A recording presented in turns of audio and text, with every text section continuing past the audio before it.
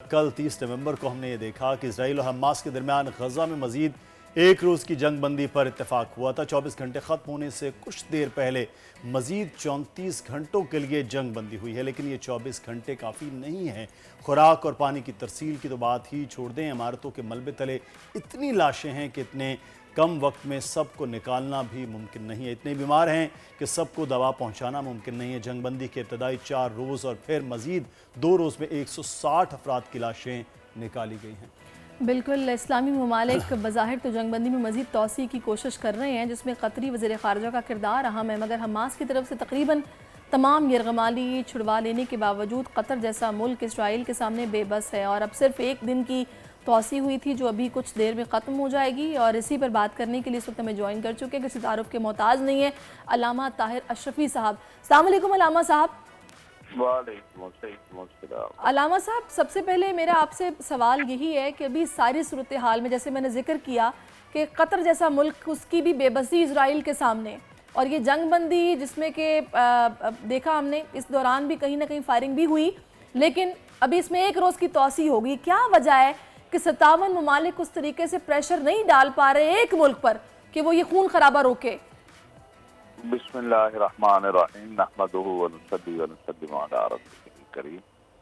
دیکھیے، گزارش یہ ہے کہ ایک وحشی پاگل بربریت پر اترا ہوا ملک ہے اسرائیل، جو چاہتا یہ ہے کہ کسی بھی طرح دنیا کا امن جو ہے، اور بالخصوص اسلامی ممالک کا امن تباہ ہو۔ اسلامی ممالک لیبیا، عراق، شام اور یمن جیسی صورتحال میں آئے، اور 7 اکتوبر کے بعد اس کی پلاننگ یہی تھی، لیکن میں سمجھتا ہوں اس میں ایک بہت بڑا پاکستان کا کریڈٹ ہے کہ پاکستان کی قیادت نے، بالخصوص ہمارے سپہ سالار جنرل حافظ سید آصف منیر صاحب نے، جو ہمارے ISI کے سربراہ ہیں جنرل ندیم انجم صاحب، ان کو مسلم ممالک سے رابطوں کی ذمہ داری دی، اور جو معلومات یا پاکستان کے پاس جو اس حوالے سے تفصیلات تھی، وہ دوست ممالک کے ساتھ شیئر کر کے پہلے سٹیپ میں مسلم ممالک کے اندر جو تقریب کی جانی تھی، یا مسلم ممالک کے آپس میں کے اتحاد کو ختم کرنے کی، یا آپس کے تعلقات میں خرابی لانے کی سازش تھی، اس کو جو ہے وہ ناکام بنایا۔ اور اس کے بعد تسلسل کے ساتھ پاکستان، سعودی عرب، قطر، ایران، ترکی یہ کوشاں ہیں کہ جنگ بندی ہو، اور اس میں پھر جنگ بندی کے جو ہے مرحلہ وار شروع ہوئی، پہلے 2 دن، 4 دن، پھر 2 دن، پھر 1 دن۔ اب بھی سب کوشش کر رہے ہیں۔ اس وقت بھی جو اسلامی تعاون تنظیم کے وزراء خارجہ کی کمیٹی ہے بنی ہوئی، وہ امریکہ میں ہے، پہلے وہ چائنا گئے ہیں، روس گئے ہیں، برطانیہ گئے ہیں، اور کوشش ہے کہ مستقل جنگ بندی ہو جائے، لیکن جو بربریت اور وحشت اسرائیل نے دکھائی ہے، اور مسلسل وہ جارح کے طور پر جو ہے وہ سامنے آ رہا ہے، تو اس کے اوپر پاکستان نے جو مطالبہ کیا ہے اقوام متحدہ میں، اور ہمارے وزیر اعظم جناب انوار الحق کاکڑ صاحب نے OIC کے اجلاس میں جو مطالبہ کیا تھا کہ ایک ٹربیونل اور کمیشن بنایا جائے اقوام متحدہ کے تحت، جس میں اسرائیل کی بربریت کا اور وحشت کا جو ہے اس کے اوپر، اس کے خلاف کارروائی کی جائے۔ یہ میں سمجھتا ہوں کہ اس وقت کی ضرورت ہے۔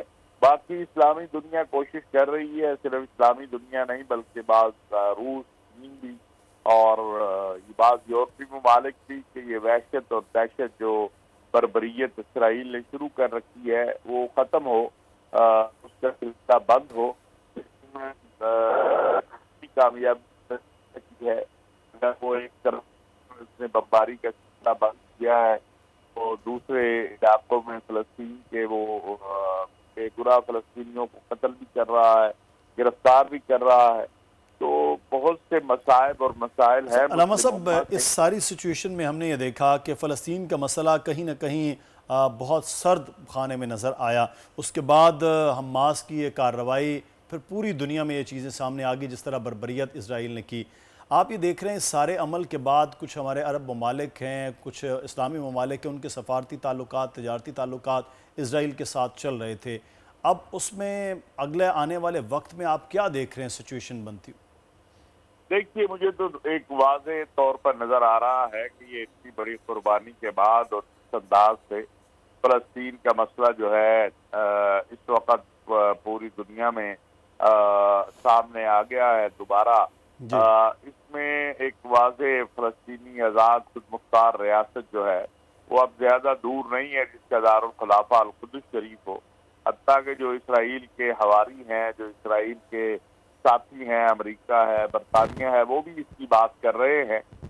یہ درست ہے کہ فلسطین اور کشمیر جو امت مسلمہ کے دو اہم مسئلے ہیں، بلکہ روہنگیا برما بھی ایک میں بھی مسلمانوں کے ساتھ جو کچھ ہو رہا ہے، جی ہاں اس کے اوپر جو عالمی ادارے ہیں، اقوام متحدہ ہے، اس کی جو قراردادیں ہیں اس کے اوپر اس طرح نہ عمل ہوا ہے، نہ اس کے اوپر کوئی اقدامات اٹھائے گئے ہیں.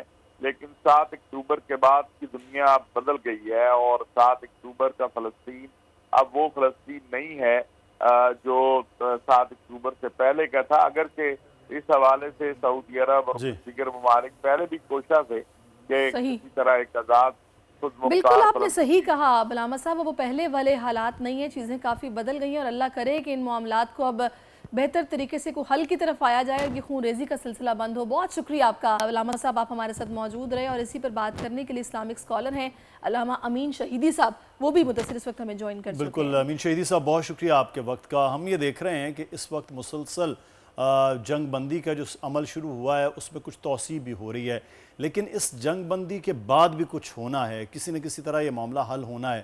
آپ سمجھتے ہیں کہ وہ اسلامی ممالک جو صرف ایک سائیڈ پہ نظر آئے ہیں اور ابھی بھی ان میں سے صرف چند کا ایک کردار نظر آ رہا ہے اور فلسطینیوں کے ساتھ، وہ اگلے آنے والے وقت میں کیا کر رہے ہیں؟ بسم اللہ الرحمن الرحیم. دیکھیے اگر ہم زمینی حقیقتوں کو دیکھیں تو پھر اس چیز کا تو اعتراف کرنا پڑے گا ہمیں کہ دنیا کے جتنے بھی اسلامی ممالک ان میں زبانی جمع خرچ کے علاوہ ان ممالک کے سربراہوں نے کوئی بنیادی ایسا کردار ادا نہیں کیا فلسطین کے حوالے سے جس سے فلسطین کے اس کاز کو اور فلسطینیوں کو کوئی بڑا فائدہ پہنچ سکے. OIC نے جس طرح کا کردار ادا کیا پوری دنیا کے سامنے ہے، عرب لیگ نے جس طرح کا کردار ادا کیا پوری دنیا کے سامنے ہے. اس سلسلے میں جو چیز اہم ہے وہ یہ ہے کہ جو بھی ہونا ہے وہ فلسطینیوں نے خود کرنا ہے. فلسطینیوں نے اپنے پاؤں پر کھڑے ہو کر، اپنے زور بازو پر اعتماد کر کے، اپنے اللہ پر اعتماد کر کے جو وہ خود کچھ کر سکتے ہیں وہ انہوں نے کرنا ہے. وہ اگر اسلامی ممالک کے سربراہوں کی طرف دیکھنے لگیں تو فلسطین کاز اسی دن اپنی موت آپ مر جائے گا اگر انہوں نے توقعات اسلامی سربراہوں سے رکھی. یہ بات پوری دنیا نے سمجھ لی ہے 7 اکتوبر کے واقعے کے بعد. اس وقت بھی جو چیز اہم ہے وہ یہ ہے کہ 7 اکتوبر کے واقعے میں حماس نے جو کچھ کیا وہ انہوں نے اپنے زور بازو پر کھڑے ہو کر خود کیا، اور اس طرح کا پلان کیا کہ حتیٰ رازداری کا یہ عالم تھا کہ ان کی سیاسی ونگ کو، ان کی عسکری ونگ کی اس کارروائی کے حجم کے حوالے سے، اثرات کے حوالے سے بالکل اندازہ نہیں تھا. اور پھر دنیا نے دیکھ لیا کہ 7 اکتوبر کے واقعے نے اسرائیل کے اس کھوکھلے دعوے کو، کھوکھلے وجود کو، کھوکھلی فوجی طاقت کو تباہ اور برباد کر کے رکھ دیا، اور اس کا امیج جو ہے پوری دنیا کے اندر تباہ ہوا. جی اگرچہ بظاہر عام لوگوں کو فلسطین کے اندر وہ بمباری نظر آتی ہے جو اسرائیلیوں نے کر کے وہاں کی بلڈنگز کو اور وہاں کے لوگوں کو مارا ہے، عام لوگوں.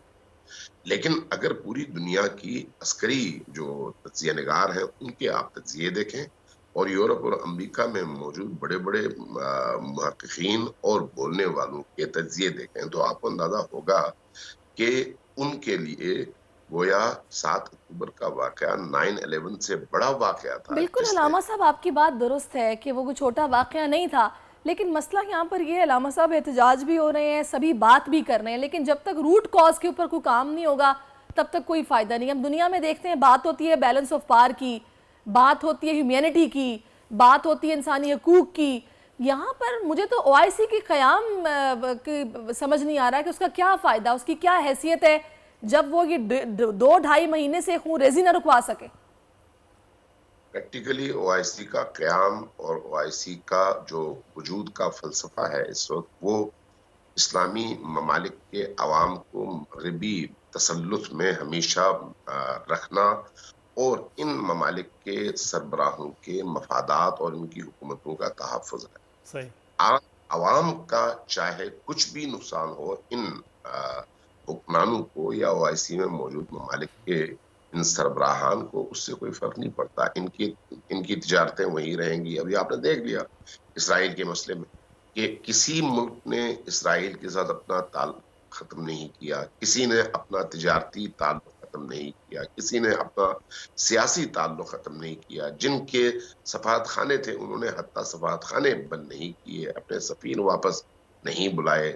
حتیٰ اسی جنگ کے دوران ہمارے اسلامی 4 بڑے ممالک نے تیل کی فراہمی کو بھی نہیں روکا، جی ان ہاں۔ کی مصنوعات پر بھی پابندی نہیں لگائی، ان کے طیاروں کو اپنی فضاؤں سے گزرنے سے روکنے پر بھی وہ آمادہ نہیں ہوئے۔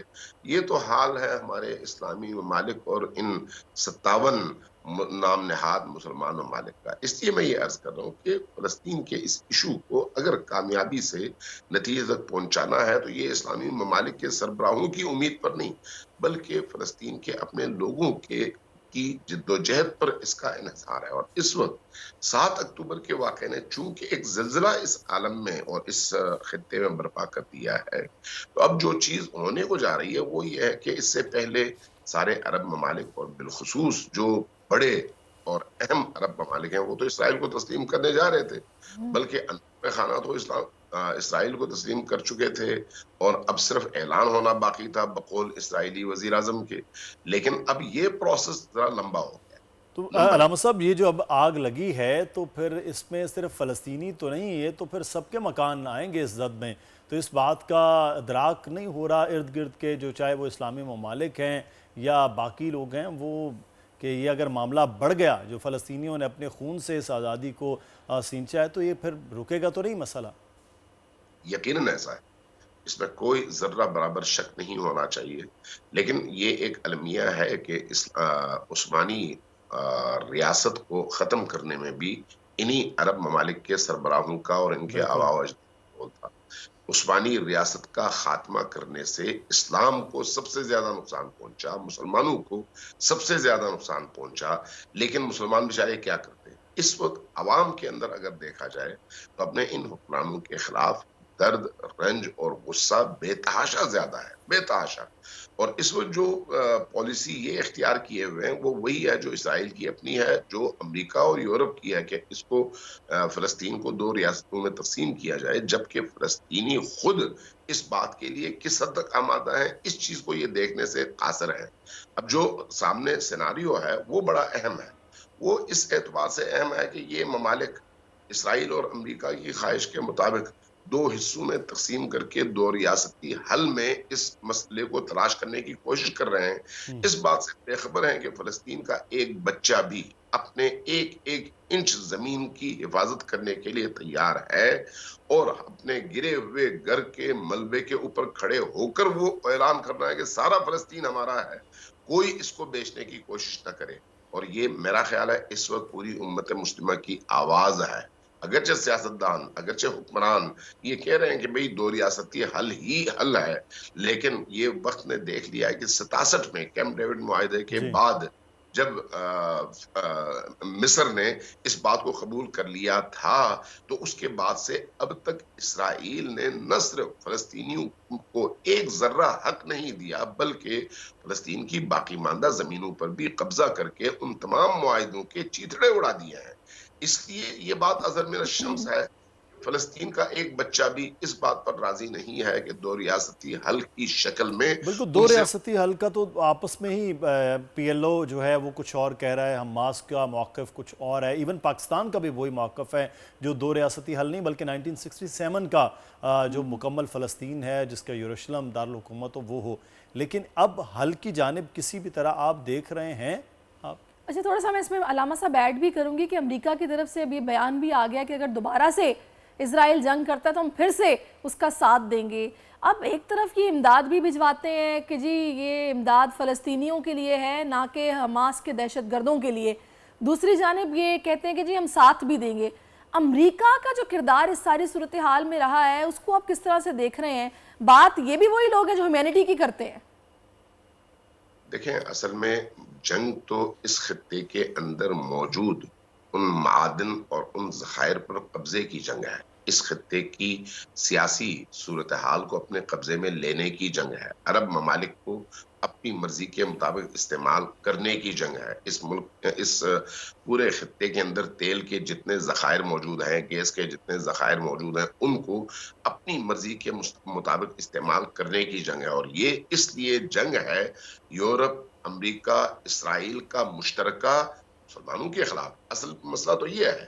تو اس لیے اس بنیاد پر اگر آپ دیکھیں تو اسی غزہ کے ساتھ جو پٹی ہے پانی کا جو سمندر ہے، تو یہاں پر اگر آپ کو علم ہو تو وہاں پر تقریباً $450 ٹریلین سے اوپر کا گیس کا اور تیل کا ذخیرہ موجود ہے، جہاں پر اس وقت جو ہے برطانوی کام کر رہے ہیں. تو اس لیے وہ کبھی بھی یہ نہیں چاہیں گے کہ اس خطے میں اسرائیل کمزور ہو.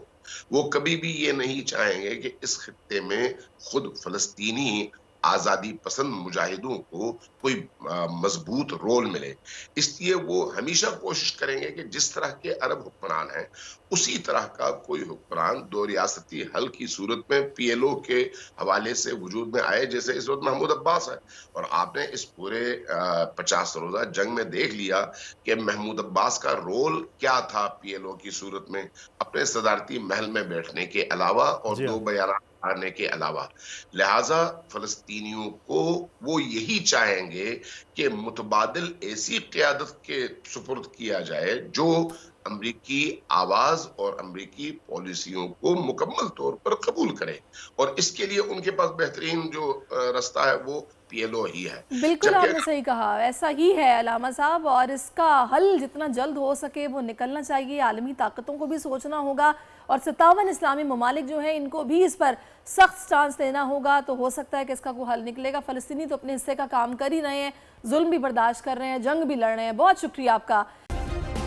سبسکرائب کریں اور بیل دبائیں تاکہ کوئی خبر رہ نہ جائے.